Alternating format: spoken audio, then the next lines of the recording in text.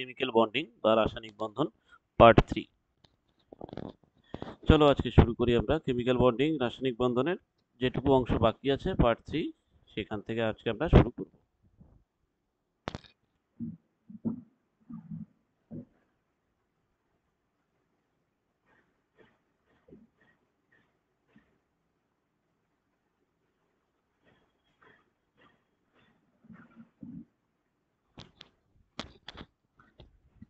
তো বলছে যে আমরা লাস্ট যেখানে ছেড়েছিলাম সেটা হচ্ছে বন্ধন কোণ। বন্ধন কোণে আমরা কি বলেছিলাম যে এ বি এক্স প্রকারের যদি দুটো অণু যদি মানে এরকম যদি অণু হয় এ বি এক্স প্রকারের অণু, সেটার বলছে কেন্দ্রীয় পরমাণু তড়িৎ ঋণাত্মকতা যে আছে সেই তড়িৎ ঋণাত্মকতা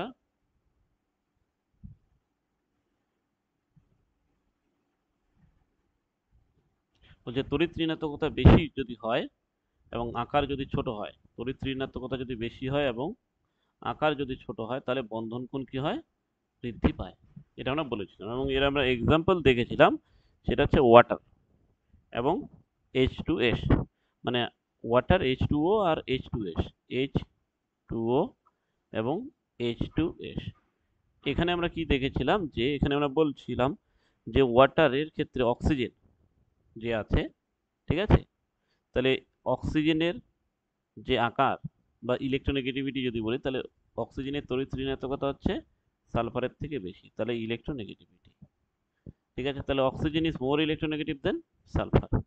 আবার সাইজের দিক থেকে যদি বলি তাহলে অক্সিজেন হচ্ছে লেস সাইজ ইন সাইজ, তাহলে less in size than sulphur, তাই না? তাহলে সালফারের থেকে অক্সিজেনের আকার ছোট, কিন্তু অক্সিজেনের ইলেকট্রোনেগেটিভিটি সালফারের থেকে বেশি। তাহলে পরে বলছে যে অক্সিজেনের ইলেকট্রোনেগেটিভিটি যদি সালফারের থেকে বেশি হয় এবং অক্সিজেনের সাইজ যদি সালফারের থেকে ছোট হয়, তাহলে পরে বন্ধন কোণ কি হবে? বেশি হবে। কার? অক্সিজেনের ক্ষেত্রে। যার জন্য আমরা দেখো এখানে ওয়াটারের ক্ষেত্রে H2 এর বন্ড অ্যাঙ্গেল হচ্ছে 104.5 ডিগ্রি, সেই জায়গাতে H2S এর ক্ষেত্রে বন্ড অ্যাঙ্গেল হচ্ছে 92.1 ডিগ্রি। তাহলে এটা গেল আরেকটা ফ্যাক্টর। নেক্সট ফ্যাক্টর কি বলছে? নেক্সট ফ্যাক্টর বলছে যে যদি এ বি এক্স প্রকার অণুর কেন্দ্রীয় পরমাণুর সঙ্গে যুক্ত যে পরমাণুগুলো আছে, অর্থাৎ এইখানে যেমন হাইড্রোজেন যুক্ত আছে সেরকম যে পরমাণুগুলো আছে, তাদের তড়িৎ ঋণাত্মকতা যদি কম হয় এবং আকার যদি বড় হয় তাহলে বন্ধন কোণের মান বৃদ্ধি পাবে। তাহলে এটা কি বলছে? যে তার সঙ্গে যে মৌলগুলো যুক্ত থাকবে বা যে পরমাণুগুলো যুক্ত থাকবে সেই পরমাণুগুলির তড়িৎ ঋণাত্মকতা কি হতে হবে? কম হতে হবে। আর আকারটা যদি বড় হয় তাহলে পরে বন্ধন কোণটা বৃদ্ধি পাবে। এক্সাম্পল যদি আমরা দেখে নিই, বলছে যে OF2 আর OCl2, এটা হচ্ছে OF2 আর হচ্ছে OCl2। তাহলে OF2 আর OCl2 এর মধ্যে যদি আমরা দেখি তাহলে OF এর ক্ষেত্রে ফ্লোরিনের আকার হচ্ছে ক্লোরিনের থেকে ছোট, তাহলে এখানে হচ্ছে সাইজ, তাহলে chlorine is bigger then fluorine. আবার তড়িৎ ঋণাত্মকতা যদি বলি তাহলে তড়িৎ ঋণাত্মকতা হচ্ছে ক্লোরিনের তড়িৎ ঋণাত্মকতা কম ফ্লোরিনের তুলনায়, তাহলে ইলেকট্রোনেগেটিভিটি। তাহলে এবার কি বলছে? রুলসে কি বলেছে? যে যদি ইলেকট্রোনেগেটিভিটি কম হয় এবং সাইজ যদি বেশি হয় তাহলে বন্ধন কোণ বেশি হয়। তাহলে ক্লোরিনের ইলেকট্রোনেগেটিভিটি কি? কম, সাইজ হচ্ছে বেশি, তাহলে এর বন্ধন কোণ বেশি হবে 111 ডিগ্রি। সেই জায়গায় দাঁড়িয়ে যদি আমরা ফ্লোরিনের ক্ষেত্রে দেখি তাহলে ফ্লোরিনের ইলেকট্রোনেগেটিভিটি বেশি, আকারও ছোট, তাহলে পরে এর বন্ড অ্যাঙ্গেল হয়ে যাবে কম, 103.2 ডিগ্রি। নেক্সট যেটা আছে সেটা বলছে যে কোনো অণুর কেন্দ্রীয় পরমাণু দ্বিবন্ধন বা ত্রিবন্ধন যদি থাকে তাহলে পরে বন্ধন কোণ পরিবর্তিত হয়। তার মানে সিঙ্গেল বন্ড থাকলে পরে যে বন্ধন হওয়া উচিত, দ্বিবন্ধন থাকলে পরে সেই বন্ধন হওয়া উচিত হবে না, হাইব্রিডাইজেশন সেম হলে পরেও। যেমন আমরা যদি বলি BF3 এর ক্ষেত্রে কি হচ্ছে? এটা sp2 হাইব্রিডাইজড, অর্থাৎ এর সংকরায়ন হচ্ছে, বোরনের সংকরায়ন হচ্ছে sp2। এখানে প্রত্যেকটাই হচ্ছে বোরনের সাথে ফ্লোরিনের কি বন্ধন? সিঙ্গেল বন্ধন, ঠিক আছে, এবং এর বন্ড অ্যাঙ্গেল কত? 120 ডিগ্রি। এটা শেপ কি? Trigonal planar. আবার একইভাবে আমরা যদি ইথেনের ক্ষেত্রে দেখি, তাহলে ইথেনের ক্ষেত্রে কি হচ্ছে, এইভাবে যদি আমরা নিই, এটাকে হচ্ছে ট্রাইগোনাল প্ল্যানার স্ট্রাকচার। এইটা কার্বনের হাইব্রিডাইজেশন কি, sp2 হাইব্রিডাইজেশন। ঠিক আছে, এই কার্বনটারও একই sp2 হাইব্রিডাইজেশন। এটা যদি আমরা বলি এইরকম trigonal shape, trigonal planar shape. ঠিক আছে, তাহলে এখানে এবার কি বলছে, এটা এটা কি সিঙ্গেল বন্ড, সিঙ্গেল বন্ড, এটার সাথে এটা কি ডাবল বন্ড আর সিঙ্গেল বন্ড। তাহলে পরে বলছে যে ডাবল বন্ড যদি থাকে তাহলে দ্বিবন্ধনের বিকর্ষণ এক বন্ধন অপেক্ষা বেশি এবং ত্রিবন্ধনের বিকর্ষণ দ্বিবন্ধন অপেক্ষা বেশি।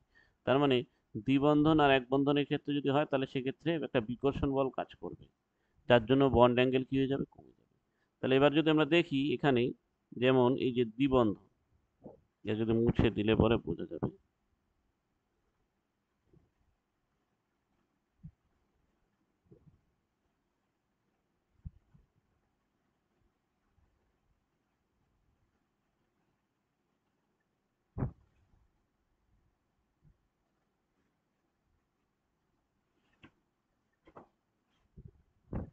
তাহলে এক্ষেত্রে হচ্ছে কি, এই দ্বিবন্ধন আর এটা হচ্ছে সিঙ্গেল বন্ড, ফলে এর বন্ড অ্যাঙ্গেল কত হয়েছে, বেশি হয়ে গেল। কত হলো, অ্যাকচুয়ালি হওয়ার কথা ছিল 120 ডিগ্রি, ঠিক আছে কত, 121 ডিগ্রি।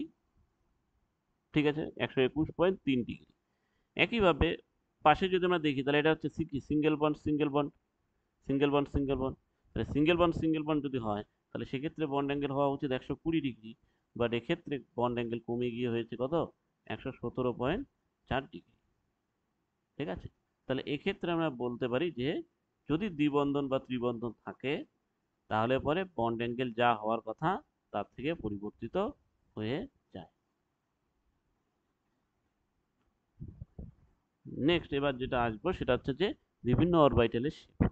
এটা হচ্ছে 1s অরবিটালের শেপ, এটা হচ্ছে 2s অরবিটালের শেপ, এটা হচ্ছে 3s অরবিটালের শেপ।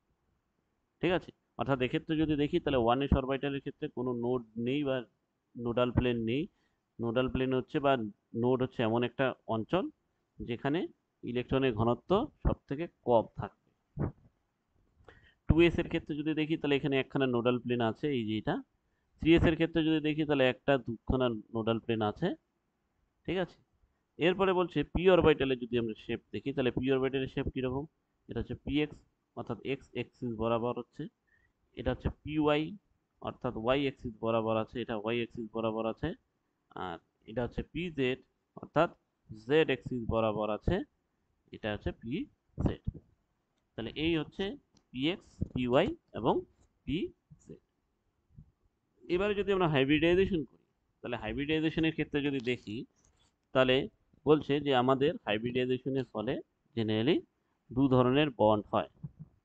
কোভ্যালেন্ট বন্ডের ক্ষেত্রে যদি আমরা দেখি তাহলে কোভ্যালেন্ট বন্ডিং এর ক্ষেত্রে দু ধরনের বন্ডিং হয়, অর্থাৎ ওভারল্যাপিং অফ অরবিটাল।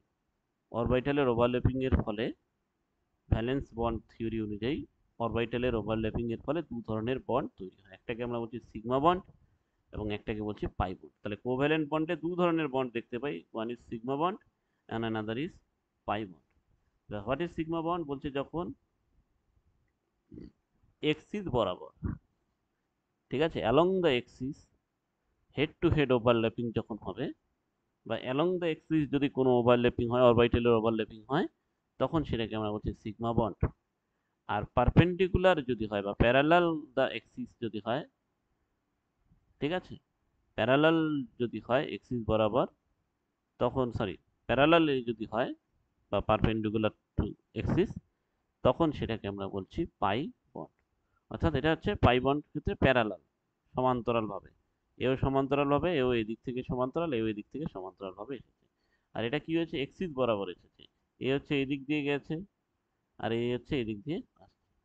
তাহলে এইভাবে আমরা সিগমা বন্ড তৈরি করতে পারি অ্যালং দ্য এক্সিস ওভারল্যাপিং করে। তাহলে অ্যালং দ্য এক্সিস ওভারল্যাপিং করলে যদি হয় তাহলে পরে বলছে যে এস অরবিটাল আর এস অরবিটালের মধ্যে হতে পারে। তাহলে এস অরবিটালের মধ্যে হলে পরে এই ধরনের এটা সিগমা বন্ড, এটা হচ্ছে সিগমা এস এস। এটা হচ্ছে কি, এটা এস অরবিটাল, এটা হচ্ছে পি অরবিটাল। তাহলে এটাও এক ধরনের সিগমা বন্ড, কারণ যেহেতু এটা অ্যালং দ্য এক্সিস হচ্ছে, তাহলে এটা হচ্ছে সিগমা এস এটাও এক ধরনের সিগমা অরবিটাল, মানে সিগমা বন্ড, কিন্তু এটাও এক্সিস বরাবর, মানে অ্যালং দ্য এক্সিস হচ্ছে, বাট এটা P orbital, that is also P orbital. তাহলে সিগমা অফ পি পি। তাহলে সিগমা এ শেষ, সিগমা এস পি হতে পারে, আর সিগমা পিপিও হতে পারে। আর পাই বন্ডের ক্ষেত্রে এটা হচ্ছে P orbital, that is P orbital.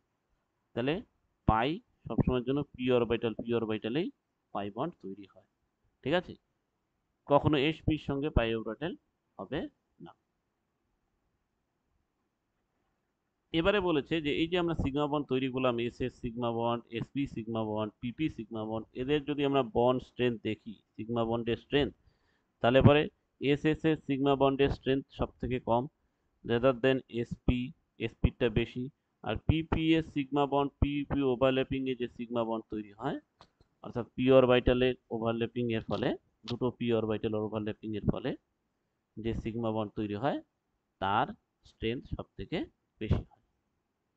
আর পাই বন্ডের যে স্ট্রেংথ সেটা সব থেকে কম হবে।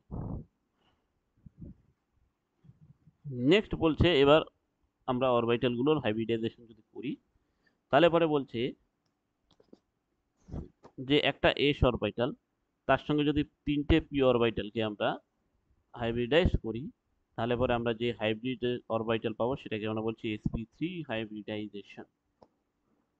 ঠিক আছে, তাহলে একটা এস অরবিটালের সাথে তিনটা পি অরবিটাল। সিমিলারলি একটা এস এর সাথে যদি আমরা দুটো পি অরবিটালকে নিই, এই দুটো পি অরবিটাল তার সঙ্গে একটা এস অরবিটালকে নিই, তাহলে যেটা তৈরি হবে সেটাকে আমরা বলছি sp2 হাইব্রিডাইজেশন। অর্থাৎ এক্ষেত্রে একটা পি অরবিটাল আনহাইব্রিডাইজড থেকে যাবে, এবং যেটাই পরবর্তীতে পাই বন্ড তৈরি করবে। এবারে বলছে যদি আমরা একটা এস আর একটা পি নিই, তাহলে পরে যেটা হাইব্রিডাইজেশন তৈরি হবে সেটাকে আমরা বলছি এস পি হাইব্রিডাইজেশন।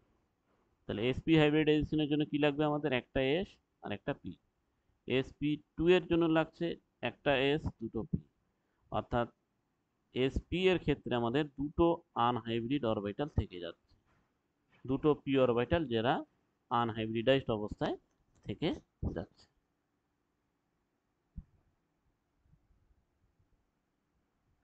এরপরে বলছে যে যদি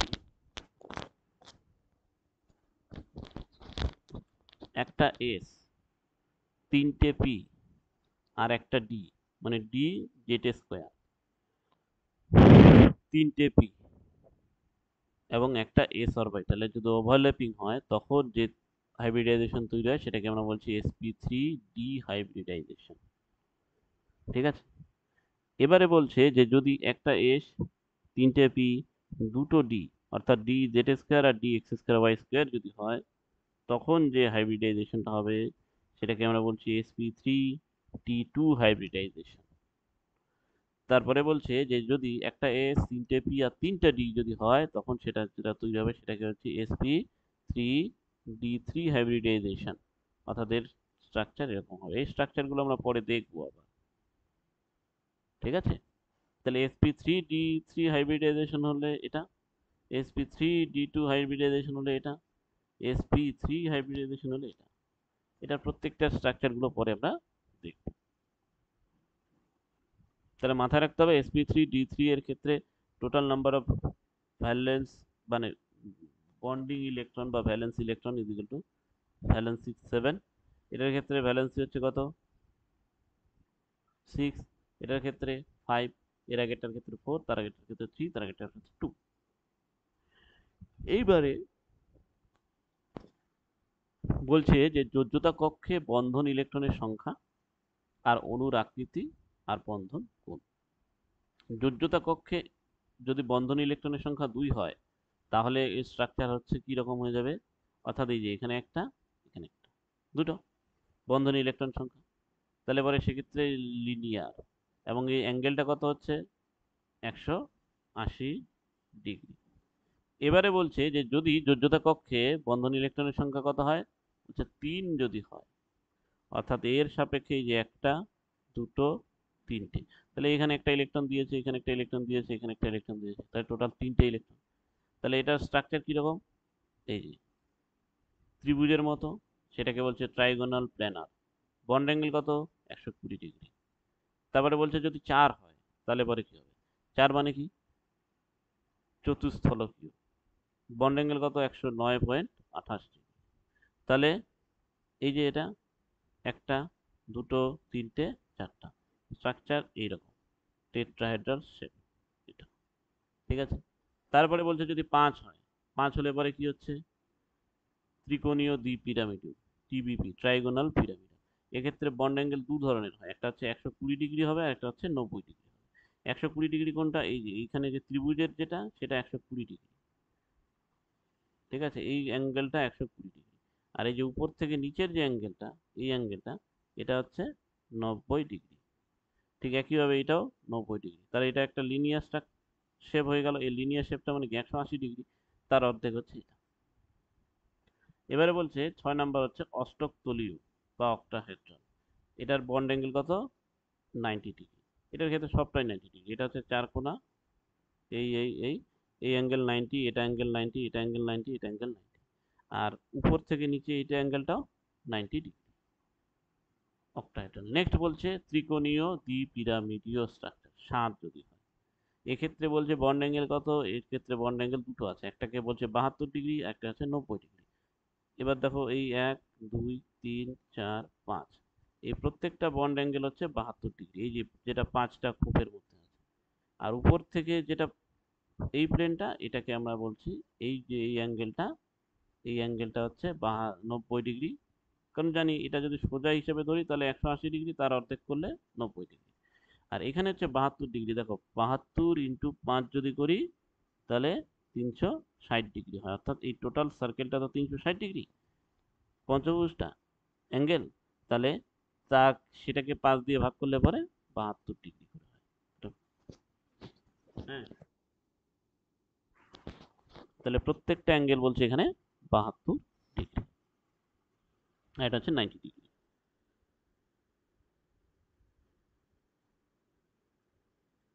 এবারে নেক্সট যেটা আসবে সেটা হচ্ছে ভিএসিপিআর থিওরি, অর্থাৎ ভিএসিপিআর থিওরি মানে valence shell electron pair repulsion.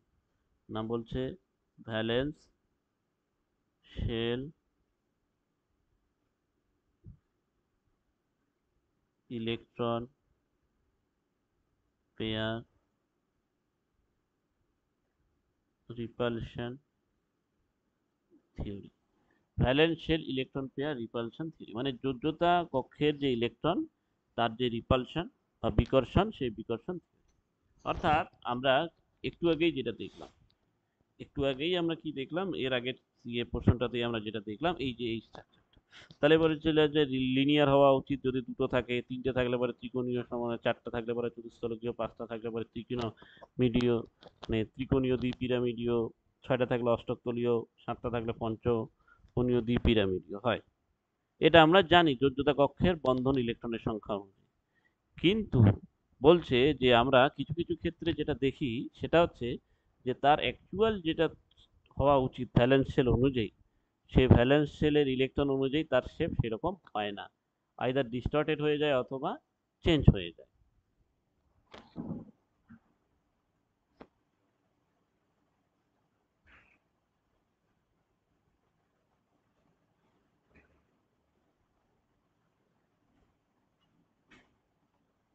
এবার বলছে এই যে ডিস্টর্টেড হয়ে যায় বা চেঞ্জ হয়ে যায়, সেটার কারণটা কি?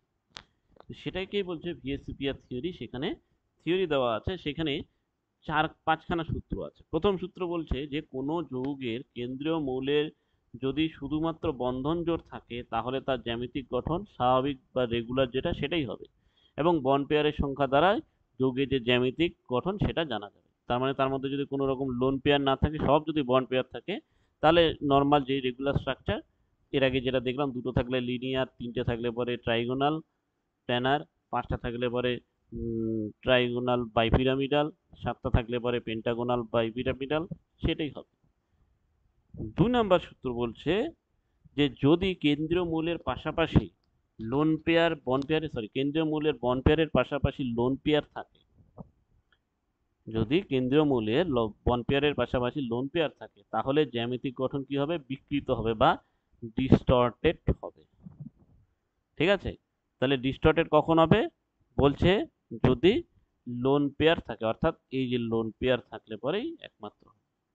এবং কেন হবে তার কারণ বলছে যে লোন পেয়ার বিকর্ষণ বলের মান একটা বন্ড পেয়ার ও একটি লোন পেয়ার বা দুটি বন্ড পেয়ার বিকর্ষণ বলের থেকে বেশি হয়।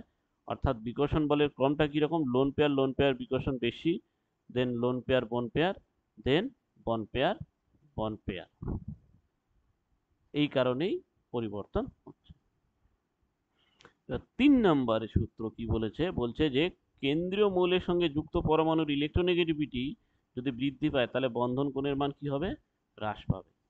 কেননা বন্ধনে যুক্ত পরমাণুর ইলেকট্রোনেগেটিভিটি বৃদ্ধি পেলে ওই পরমাণু বন্ড পেয়ারকে নিজের দিকে বেশি পরিমাণে আকর্ষণ করবে, ফলে কেন্দ্রীয় মৌল বন্ড পেয়ার থেকে দূরে সরে যাওয়ায় বন্ড পেয়ার বিকর্ষণ বল হ্রাস পাবে, ফলে বন্ধন কোণও হ্রাস পাবে।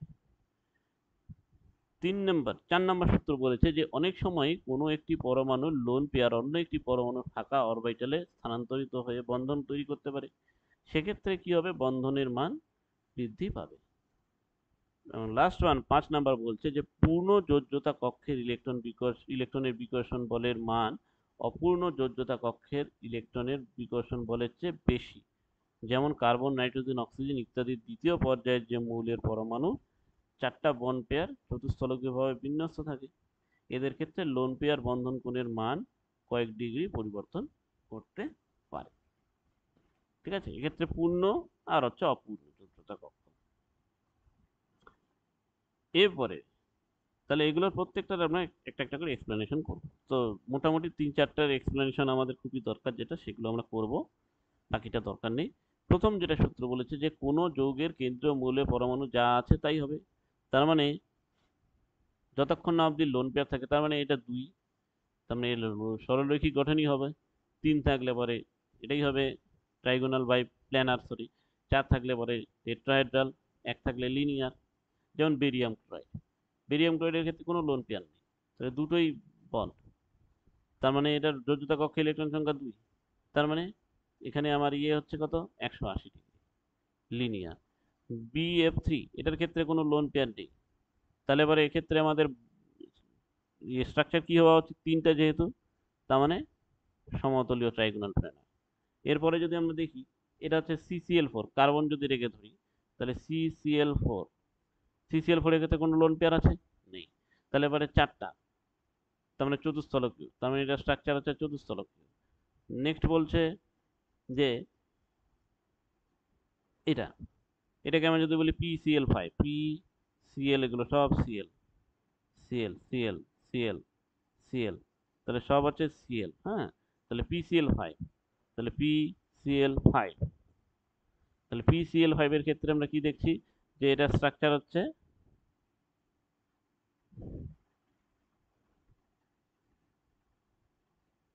না, সরি, এটা PCl5 তো না, ভুল বললাম। এটা যেমন অষ্টক তুল্য, সরি, এটা অষ্টক তুল্য অক্টাহেড্রাল, একটা অষ্টক তুল্য, মানে এটা হচ্ছে SF6, SF6। তাহলে SF6 এর ক্ষেত্রে যদি আমরা দেখি, তাহলে এটা হচ্ছে অষ্টক তুল্য, ঠিক আছে, অক্টাহেড্রাল, 5টা করা হয়নি, তাহলে এটা হচ্ছে অষ্টক তুল্য। তাহলে এই এই এই এটা উপর থেকে নিচ, ঠিক আছে, অক্টাহেড্রাল। এক্ষেত্রে প্রত্যেকটা বন্ড অ্যাঙ্গেল হচ্ছে কত? 90 ডিগ্রি। এরপরে বলছে এটা যেমন আছে কি পঞ্চকোণীয় দ্বিপিরামিডীয়, ঠিক আছে, অর্থাৎ IF7 হচ্ছে 7টা, ঠিক আছে, যোজ্যতা কক্ষে ইলেকট্রন সংখ্যা 7টা, তাহলে এটার প্রত্যেকটার সমান। এবার আমরা এখানে যেটা বলেছিলাম PCl5, PCl5 এর ক্ষেত্রে PCl, Cl, Cl, Cl, Cl, PCl5 এর ক্ষেত্রে এই হচ্ছে ট্রাইগোনাল বাইপিরামিডাল স্ট্রাকচার। এর হচ্ছে কত? 5, 5 ত্রিকোণাকার দ্বিপিরামিডীয়, ঠিক আছে, এটা হচ্ছে PCl5 এর স্ট্রাকচার। কেননা ক্ষেত্রে আমাদের কোনো রকম লোন পেয়ার নেই, তাহলে লোন পেয়ার যদি না থাকে তাহলে পরে আমাদের নর্মাল যা শেপ তাই হচ্ছে। এবারে নেক্সট যেটা আছে সেটা হচ্ছে 2 নম্বরে কি বলছে? যে যদি কেন্দ্রীয় পরমাণু মৌলের বন্ড পেয়ারের পাশাপাশি লোন পেয়ার থাকে, তাহলে পরে গঠন বিকৃত হবে।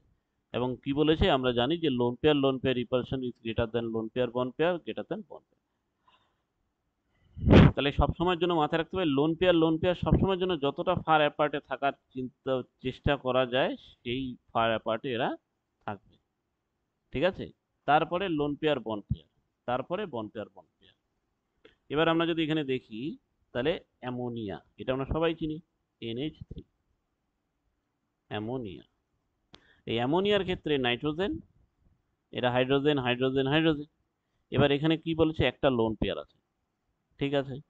তাহলে পরে হিসাব মতো এখানে নাইট্রোজেনের যোজ্যতা কয়টা, 1 2 3, তিনটে, তাই না। আর হাইব্রিডাইজেশনের দিক থেকে যদি দেখি তাহলে এটা হচ্ছে sp3 হাইব্রিডাইজেশন, তাহলে এটার শেপ হওয়া উচিত টেট্রাহেড্রাল, মানে 109 ডিগ্রি হওয়া উচিত এটা অ্যাঙ্গেল হাইব্রিডাইজেশনের দিক থেকে। আর এর দিক থেকে দেখলে এবারে তিনটা মাত্র বন্ড আছে, তাহলে তিনটা হচ্ছে যোজ্যতা ইলেকট্রন, তার মানে সেক্ষেত্রে আমরা বলতে পারি এটার শেপ হওয়া উচিত ছিল ট্রাইগোনাল প্ল্যানার, কিন্তু এটা কোনোটাই না, ঠিক আছে। এটা হচ্ছে স্ট্রাকচার হচ্ছে ট্রাইগোনাল পিরামিডাল স্ট্রাকচার, এবং এর অ্যাঙ্গেল কত হয়ে গেছে, 107 ডিগ্রি।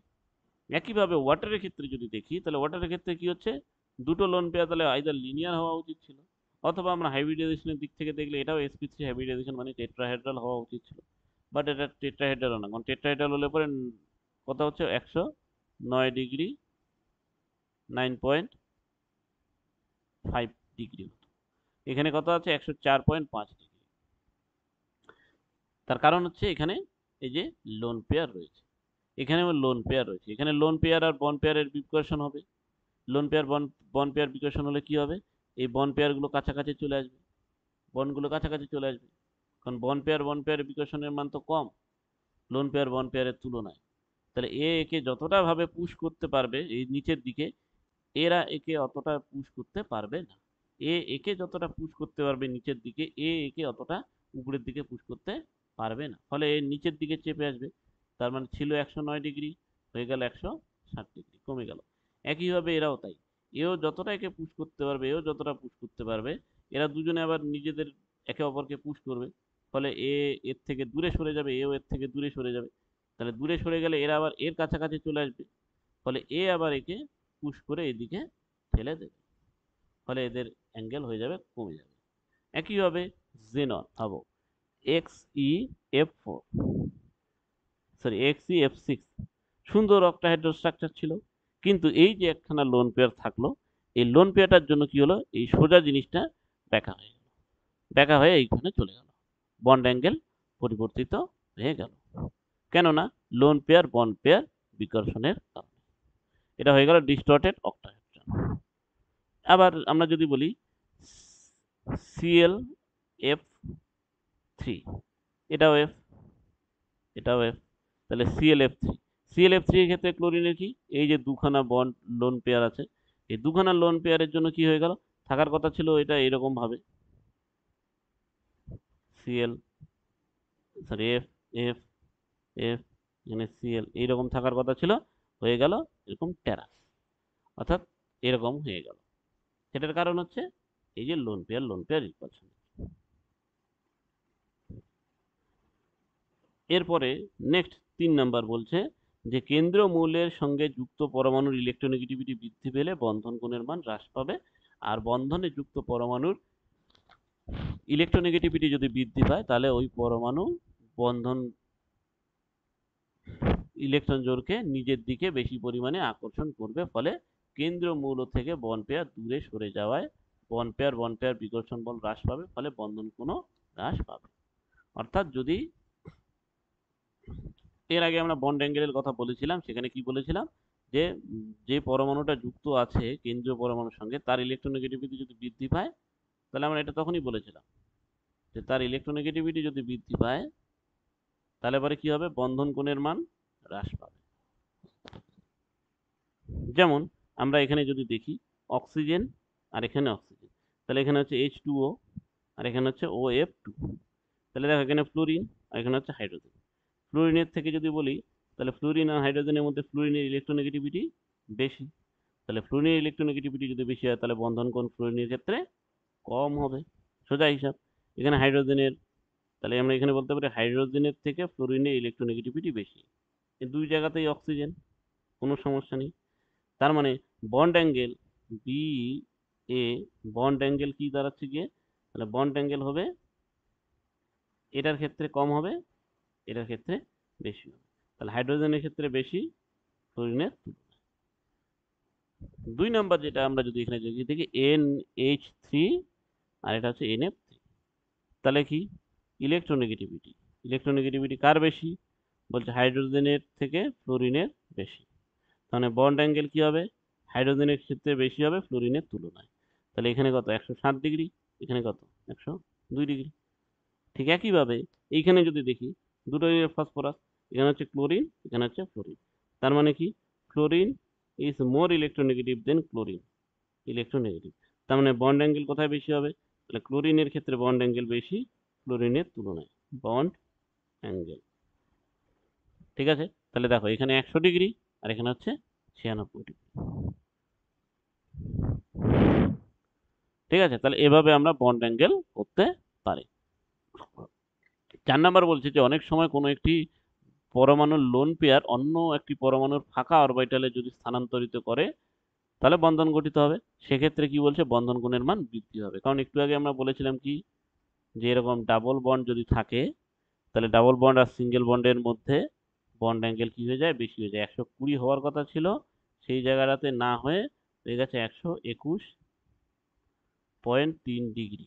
এই জায়গাটাতে হওয়ার কথা ছিল 120 ডিগ্রি, সেটা না হয়ে গেছে 117.4 ডিগ্রি, তাই না?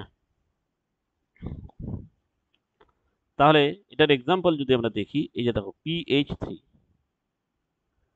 ঠিক আছে, আর এখানে বলছে PF3।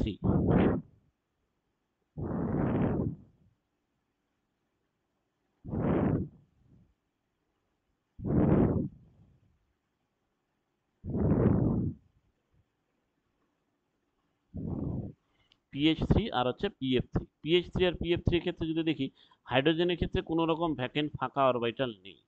ফাঁকা অরবিটাল আছে, হাইড্রোজেনের একটাই অরবিটাল, কোনো ফাঁকা অরবিটালই নেই। বাট ফ্লোরিনের ক্ষেত্রে যদি দেখি, সরি ভুল বললাম, বলছে যে যদি একটি পরমাণুর লোন পেয়ার থাকে, ঠিক আছে, যদি লোন পেয়ার থাকে তাহলে পরে হবে। এবারে বলছে যে ফাঁকা অরবিটালে স্থানান্তরিত হবে। এবার বলছে যে ফসফরাসের তো লোন পেয়ার আছে প্লাস ফাঁকা অরবিটাল আছে, ডি অরবিটালটা ফাঁকা আছে, এদিকে হচ্ছে লোন পেয়ার আছে ফসফরাসের, ঠিক আছে। কিন্তু হাইড্রোজেনের না দেওয়ার ক্ষমতা আছে না নেওয়ার ক্ষমতা আছে, না হাইড্রোজেনের ফাঁকা অরবিটাল আছে। তাহলে হাইড্রোজেনের ক্ষেত্রে যদি বলি, তাহলে no lone pair 1 number. 2 number হচ্ছে নো ভ্যাকেন্ট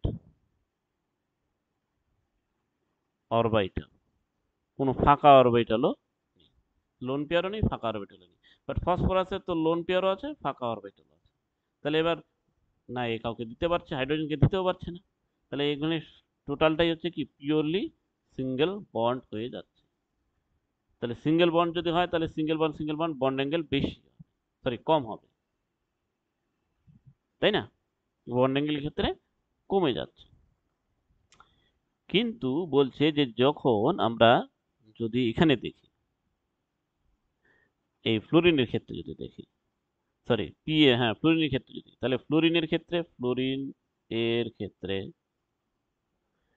ক্ষেত্রে কি আছে, নাম্বার 1 তো হচ্ছে ফ্লোরিনের লোন পেয়ার বর্তমান, খুব ভালো কথা, ফ্লোরিনের লোন পেয়ার বর্তমান। আর ফসফরাসের কি আছে, ডি ভ্যাকেন্ট বর্তমান, ভ্যাকেন্ট ডি অরবিটাল বর্তমান, ঠিক আছে। তাহলে পরে কি হচ্ছে, ফ্লোরিনের যে লোন পেয়ারটা সেটা হচ্ছে এর ভ্যাকেন্ট ডি অরবিটালে,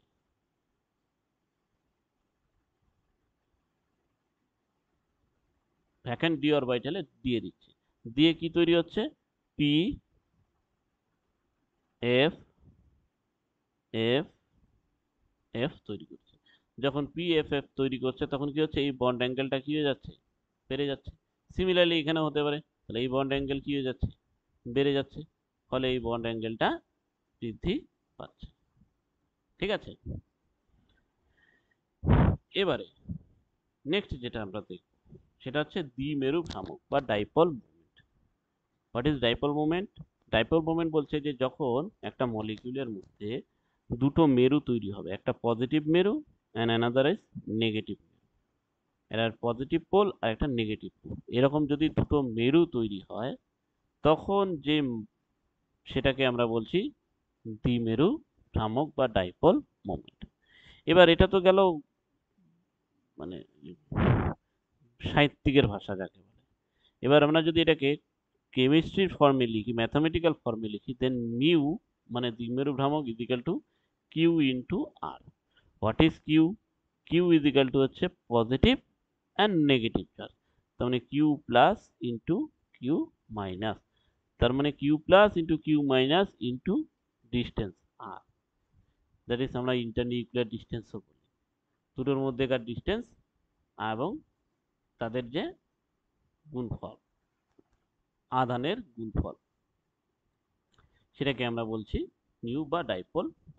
এবার বলছে এই ডাইপোল মোমেন্ট কাদের কাদের আছে? আমরা জানি যে যদি ইলেকট্রোনেগেটিভিটির ডিফারেন্স থাকে তাহলে পরে ডাইপোল মোমেন্ট তৈরি হবে। ইলেকট্রোনেগেটিভিটি এর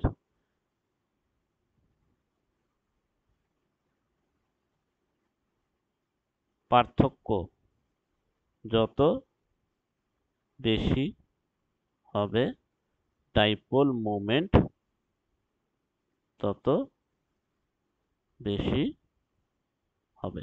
তার মানে মোটমাট কথা হচ্ছে ইলেকট্রোনেগেটিভিটির একটা ডিফারেন্স থাকতে হবে। যেমন আমরা এখানে যদি বলি অক্সিজেন আর হাইড্রোজেন, তাহলে অক্সিজেন এবং হাইড্রোজেনের ক্ষেত্রে যদি আমরা দেখি, তাহলে এক্ষেত্রে বলছে যে অক্সিজেনের থেকে হাইড্রোজেনের ইলেকট্রোনেগেটিভিটি কম, ফলে অক্সিজেন কি করবে, নিজের দিকে যে বন্ডিং ইলেকট্রনটা, সেই বন্ডিং ইলেকট্রনটাকে টানবে। ঠিক আছে, বন্ডিং ইলেকট্রনটাকে নিজের দিকে টানবে, এই যে এটা অ্যারো মানে হচ্ছে নিজের দিকে টানা। তাহলে তারপরে কি হবে, এই যে লোন পেয়ারটা আছে টেনে সে লোন পেয়ারের দিকে ঠেলে দেবে, তাহলে এটার একটা ওভারঅল আমার ডাইপোল মোমেন্ট, তার মানে কি হয়ে যাচ্ছে, হাইড্রোজেন গুলো সব পজিটিভ হয়ে যাচ্ছে আর অক্সিজেনটা কি হয়ে যাচ্ছে, নেগেটিভ ফর্মে চলে আসছে, এটাকে আমরা বলছি ডাইপোল। একইভাবে যদি আমরা NH3 এর ক্ষেত্রে যদি দেখি, তাহলে পরে দেখো এখানে ঠেলবে, এও ঠেলছে, হাইড্রোজেনের থেকে টেনে নেবে, এখানে হাইড্রোজেনের থেকে টেনে নেবে, হাইড্রোজেনের থেকে টেনে নেবে, ফলে ওভারঅল গিয়ে নাইট্রোজেন নিজের দিকে টানছে। আমরা যদি কার্বন ডাই অক্সাইডের ক্ষেত্রে দেখি, দেখো কার্বন ডাই অক্সাইডের ক্ষেত্রে হচ্ছে এটা হচ্ছে প্লাস, মানে এটা ডাবল প্লাস, টু ডেল্টা, তাহলে এটা মাইনাস, এটাও মাইনাস, এটা হচ্ছে ডেল্টা টু প্লাস, তাহলে এটা কি হয়ে যাবে আলটিমেটলি, অক্সিজেন নিজের দিকে টানছে, এখান থেকে আবার অক্সিজেন নিজের দিকে টানছে, ফলে আলটিমেটলি মিউ ইজিক্যাল টু হয়ে যাবে জিরো। মানে অপোজিট ডিরেকশনে যদি হয় তাহলে পরে জিরো হয়ে যাবে, সেম ডিরেকশনে হলে পরে থাকবে না। এবার বলছে molecular orbital. Molecular orbital theory যেটা তৈরি হয় সেটা হচ্ছে এল সি এও, linear combination of atomic orbital, এই কম্বিনেশনে তৈরি হয় linear combination.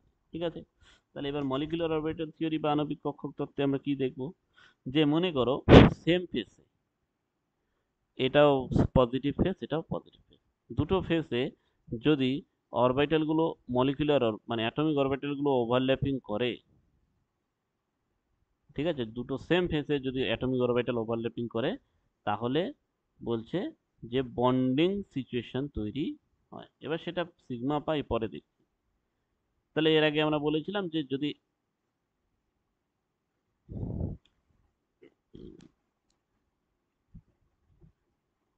Along the axis যদি হয় তাহলে সেক্ষেত্রে সিগমা বন্ডিং হবে, আর যদি পারপেন্ডিকুলার টু বা প্যারালালি হয়, প্যারালাল টু দ্য এক্সিস হয়, তাহলে পরে সেক্ষেত্রে পাই বন্ড তৈরি হয়।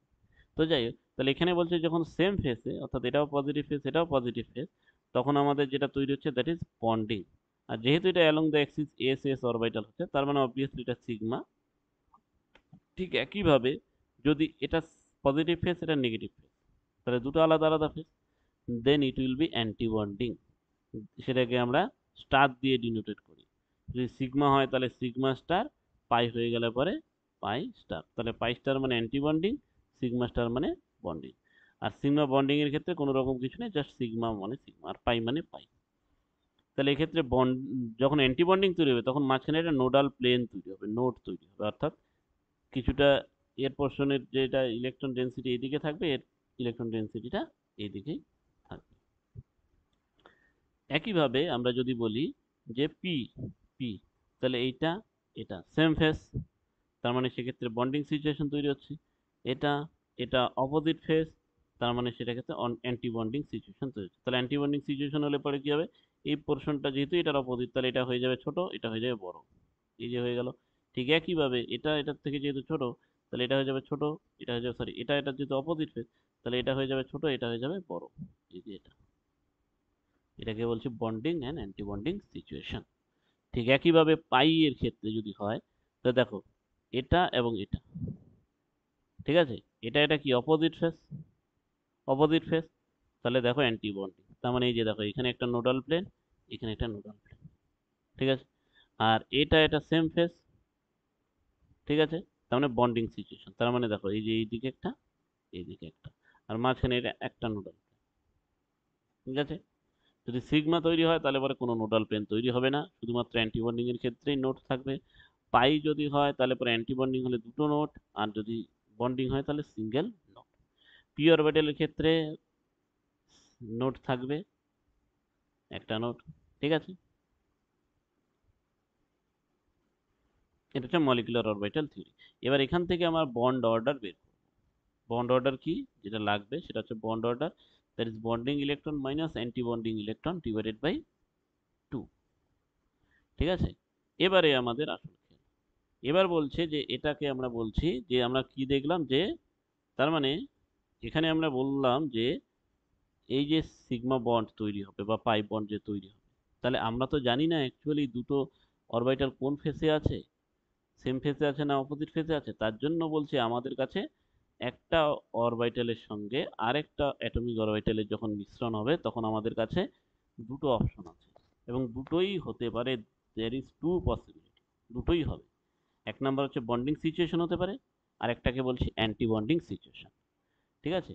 তাহলে প্রত্যেকটা অ্যাটমিক অরবিটালই যখন মলিকুলার মানে ওভারল্যাপিং করবে তখন দুটো সিচুয়েশন তৈরি হবে, একটাকে বলছি আমরা bonding situation and another is anti bonding situation. তাহলে আমরা এটা হচ্ছে এনার্জি, তার মানে ধীরে ধীরে উপরের দিকে হাই এনার্জিতে যাচ্ছে।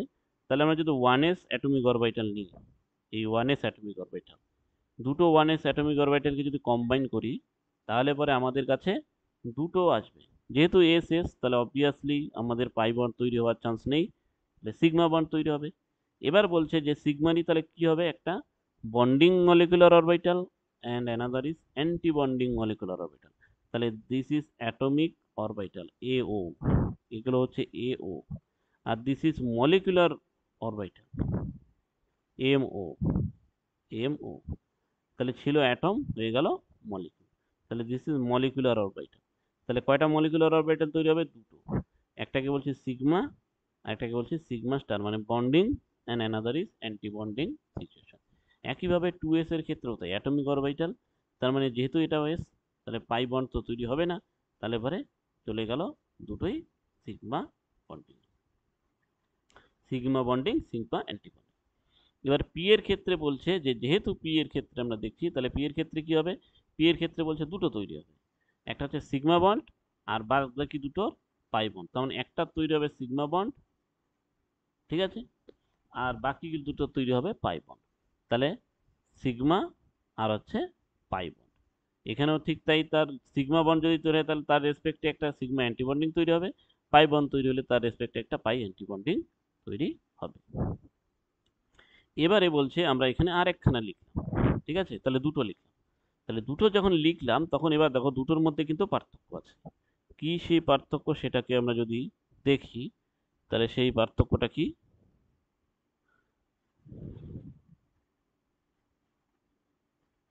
দেখো এই দুটোর মধ্যে পার্থক্য আছে। পার্থক্য কোথায়, পার্থক্য হচ্ছে এই যে এই জায়গাটাতে, এই জায়গাটাতে, ঠিক আছে। তাহলে এই জায়গাটাতে আমরা কি দেখছি, বলছে যে এখানে সিগমাটা উপরে আছে, এখানে সিগমাটা নিচে আছে। তাহলে পরে বলছে তাহলে পরে কি এটা ভুল আছে, বলছে না, একদম ঠিক আছে। তাহলে কাদের ক্ষেত্রে হবে এটা, আর এটা কাদের ক্ষেত্রে হবে, দুটোই ঠিক। তাহলে বলছে যে আপ টু নাইট্রোজেন অ্যাটম, এটা অ্যাপ্লিকেবল।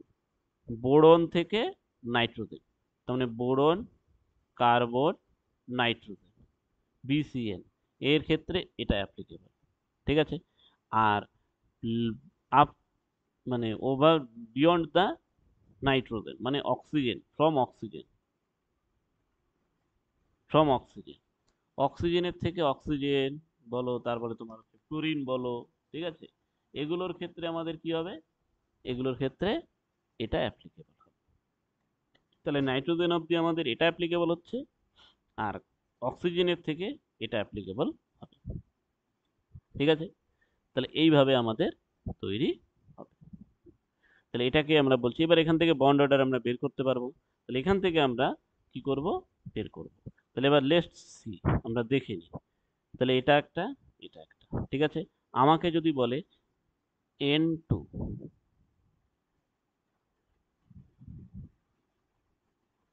ঠিক আছে, এই N2 এর বন্ড অর্ডার বের করতে বলেছে কত, তাহলে N2 এর বন্ড অর্ডার বের করতে, তাহলে N2, তাহলে আমি এটাতে অ্যাপ্লাই করব না এটাতে অ্যাপ্লাই করব, তাহলে অবভিয়াসলি এটাতেই অ্যাপ্লাই করব, কারণ আমরা বলেছে নাইট্রোজেন অবধি এটাতেই যাবে।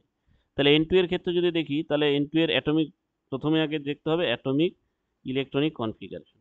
তাহলে N2 মানে নাইট্রোজেন, এটার অ্যাটমিক হচ্ছে নাইট্রোজেন অ্যাটম 7, তাহলে 1s2, 2s2, 2p3, তাহলে এই 1s2, 2s2, 2p3, 1 2 3 হলো। এবার ঠিক একইভাবে এইদিকেও আরেকটা নাইট্রোজেন আছে 1s2, 2s2, 2p3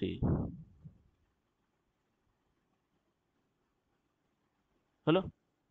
এখন বলছে যে যদি আমি, তাহলে এটা অ্যাটমিক অরবিটাল, তাহলে এর রেসপেক্টে এগুলো সব আমাদের তৈরি হয়ে গেল মলিকুলার অরবিটাল। এবার আমি ইলেকট্রন ফিল আপ করব, তাহলে electron fill up according to হুলস rule, according to Aufbau principle, সব কিছু হিসাবে। তাহলে প্রথমে আগে লোয়ার এনার্জি, তার মানে এখানে কয়টা ইলেকট্রন, দুটো, এখানে দুটো, তাহলে টোটাল ইলেকট্রন নাম্বার 4, 4টা ইলেকট্রন, তাহলে 1 2 হয়ে গেল।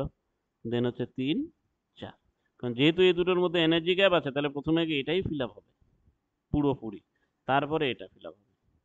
এবার যখন আমরা এটাতে যাচ্ছি তখন কি হচ্ছে, এখানেও এনার্জি গ্যাপ আছে, তার মানে এখানেও 4টা, 1 2 3 4। এবার যখন এখানে যাব তখন কি হবে, দেখো 1 2, যেহেতু দুটোর এনার্জি সেম, তাহলে প্রথমে আগে এটা এটা, যদি দুটো ইলেকট্রনই শেষ তো শেষ, বাট এখানে আছে কয়টা ইলেকট্রন, তিনটে, এখানে আছে তিনটে, তাহলে টোটাল 6টা, তাহলে একটা দুটো গেল, তিনটে চারটে গেল, পড়ে থাকলো আরো দুটো, 5টা 6টা। ঠিক আছে। তাহলে এবার বন্ড অর্ডার কি দাঁড়াচ্ছে, কি bond order is equal two কি, এখানে দুটো বন্ডিং ইলেকট্রন, 4টা বন্ডিং ইলেকট্রন, আর এখানে 4টা, তাই টোটাল বন্ডিং ইলেকট্রন হচ্ছে 8, মাইনাস অ্যান্টি বন্ডিং ইলেকট্রন কয়টা, একটা, দুইটা, তাহলে টোটাল হচ্ছে 4টা, ডিভাইডেড বাই কত, 2, তাহলে কত হচ্ছে 6/2, তার মানে 3। তাহলে বন্ড অর্ডার কত দাঁড়াচ্ছে, গিয়ে বন্ড অর্ডার হচ্ছে। এবার বলছে যে যদি বন্ড অর্ডার 3 হয়, তাহলে পরে it is paramagnetic or diamagnetic, magnetism বা ম্যাগনেটিক প্রপার্টি। তাহলে দেখো, প্যারাম্যাগনেটিক মানে আনপেয়ার্ড ইলেকট্রন থাকবে, আর ডায়াম্যাগনেটিক মানে আনপেয়ার্ড ইলেকট্রন থাকবে না। তাহলে এখানে যদি আমরা দেখি সবার লাস্টে, লাস্ট ইলেকট্রন সংখ্যা, সেখানে হচ্ছে দুটো ইলেকট্রন, তার মানে এটা হচ্ছে পেয়ার্ড ইলেকট্রন, তার মানে ডায়াম্যাগনেট,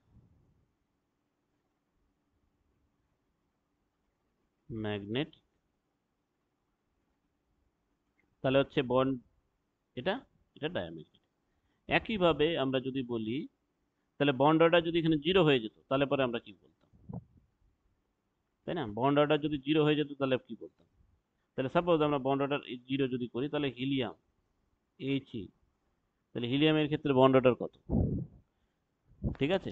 তাহলে হিলিয়ামের ক্ষেত্রে যদি দেখি, তাহলে হিলিয়াম মানে কত, He হচ্ছে 2, 1s 2, তার মানে এখানে একটা ইলেকট্রন দুটো ইলেকট্রন, একটা ইলেকট্রন, দুটো ইলেকট্রন। তাহলে ফিল আপ করি, 1 2 3 4। তাহলে এক্ষেত্রে বন্ড অর্ডার কি দাঁড়াচ্ছে গিয়ে, টোটাল বন্ডিং ইলেকট্রন হচ্ছে 2 মাইনাস অ্যান্টি বন্ডিং ইলেকট্রন হচ্ছে 2 divided by 2, that is 0/2 is equal to কত, 0। তাহলে বন্ড অর্ডার 0। তার মানে এইচ এর সাথে আরেকটা এইচ যে আমি লাগাবো,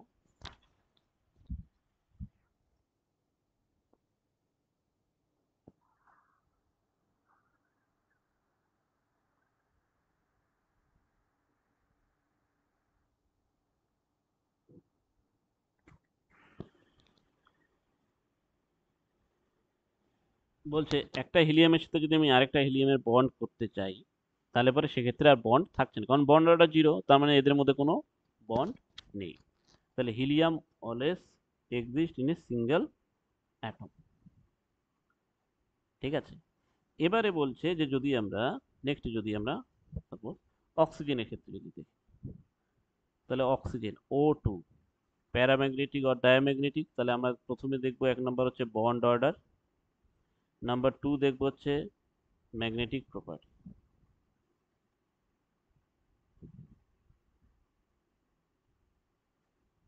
ঠিক আছে, তাহলে বন্ড অর্ডার যদি দেখতে যাই, তাহলে অক্সিজেন অক্সিজেন হচ্ছে 8, that is 1s2 2s2 2p4। তার মানে 1s এ হচ্ছে দুটো, এটারও একই করে দিই দুটো, এখানেও দুটো দুটো, এখানে হচ্ছে চারটা, 1 2 3 4, 1 2 3 4।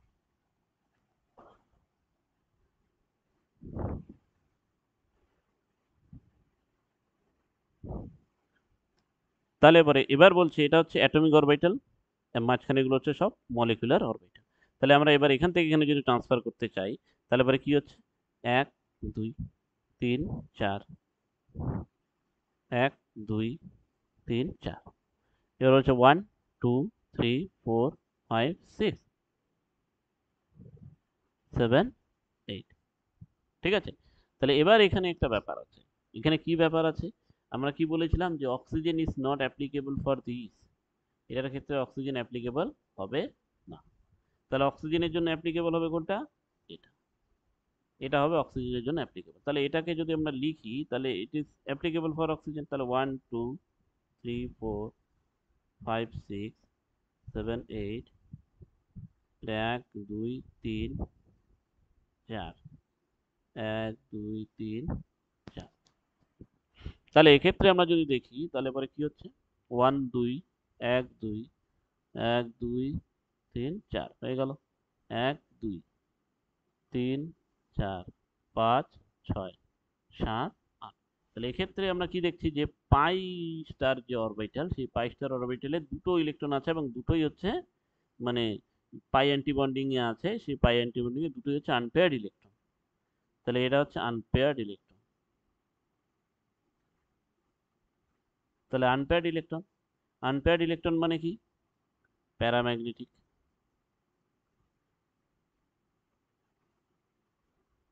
আনপেয়ার্ড ইলেকট্রন মানে প্যারাম্যাগনেটিক। আর বন্ড অর্ডার যদি আমরা দেখি, what is the bond order, bond order হচ্ছে 2 4 6 6 আর 4 10